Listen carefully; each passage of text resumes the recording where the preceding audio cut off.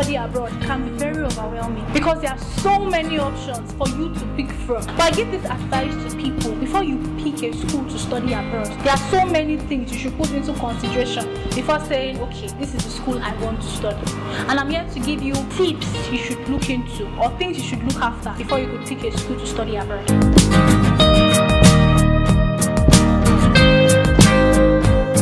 Thing you should look into, it is the cost of the school. Fine, you might have seen the course you want to study, everything meets your requirements, everything meets what you want, but you have to look into the cost. If you cannot afford it, please go for a cheaper course, or better still, you go for a cheaper school. Then if you feel okay, you don't want a cheaper school or you don't want any other course, that's the same course you want, check out if they have available scholarship for you in the department or in that school. And if you feel you meet the requirements of the scholarship, please go ahead and apply. You should check out the general requirements of the school. Be sure to meet all the requirements. And if there are some things you feel you do not have, please try your best to get them before you apply to study. Then after you feel you've met up with the requirements, check out the acceptance rate. There are some Ivy League schools that they only accept 5% of students, both domestic and international students. So be sure that the school you're applying into, there is a high possibility that you will get into it. You might have this school in mind that, okay, I want to go to this school to study, or you can have this country in mind that you want to go there to study. But before picking a school in that country, check out the vicinity of the school, check out the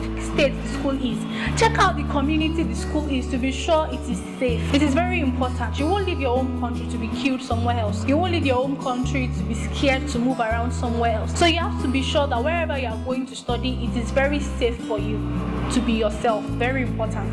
Lastly, your personal preference matters a lot. You could be a kind of person that can learn in the midst of so many people, and some people can only learn when there are few people in the classroom. So it all boils down to you.